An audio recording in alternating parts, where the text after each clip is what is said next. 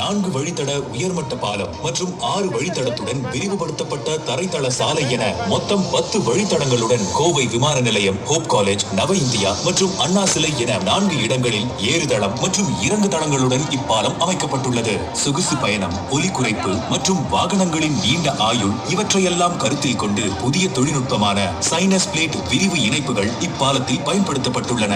நடைமேடையுடன் கூடிய வடிகால், பாதுகாப்பு சுவர்கள், அறிவிப்பு பலகைகள், ரோலர் தடுப்பு கருவிகள், மின் விளக்குகள் மற்றும் RGB அலங்கார விளக்குகள் போன்ற பல்வேறு வசதிகள் செய்யப்பட்டுள்ளது. தமிழ்நாட்டிலேயே முதல் முறையாக இப்பாலத்தின் ஒவ்வொரு பிரிவிலும் மழைநீர் சேகரிப்பு அமைப்பு உருவாக்கப்பட்டுள்ளன. ரயில் தண்டவாளங்கள் கடக்கும் பகுதியில் 52 மீட்டர் நீளத்திற்கு இரும்பு கார்டர் மற்றும் கான்கிரீட்டை கொண்டு 2ஆம் நிலை ரயில்வே மேம்பாலம் அமைக்கப்பட்டுள்ளது. சுற்றுச்சூழலை பாதுகாக்கவும் நகர அழகை மேம்படுத்தவும் உயர்மட்ட சாலை மற்றும் தரைமட்ட சாலைகளின் நடுவே அழகிய செடிகள் மற்றும் புல்தரைகள் அமைக்கப்பட்டுள்ளது. இவைகளுக்கு சொட்டு நீர் பாசனம் மற்றும் நீர் தெளிப்பான்கள் மூலம் நீர் பாய்ச்சும் வசதி செய்யப்பட்டுள்ளது. இப்பாலத்தின் மூலம் கோயம்புத்தூர் நகரிலிருந்து விமான நிலையம் செல்லும் நேரம் 45 நிமிடத்திலிருந்து 10 நிமிடமாக குறைகிறது.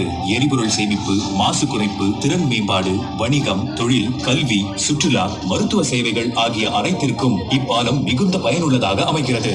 இத்தகைய சிறப்புமிக்க இப்பாலத்தின் பணிகளை விரைந்து முடித்து புதிய அறிவியல் கண்டுபிடிப்புகளால் பெருமை சேர்த்த இந்தியாவின் எடிசன் தந்தை பெரியாரின் உற்ற கொள்கை தோழரான GD நாயுடு அவர்களின் பெயரை சூட்டி மேம்பாலத்தை திறந்து வைத்த மாண்புமிகு தமிழ்நாடு முதலமைச்சர் அவர்களுக்கு நெஞ்சார்ந்த நன்றியை தெரிவித்துக் கொள்கிறோம். GD நாயுடு என பெயர் சூட்டி இந்த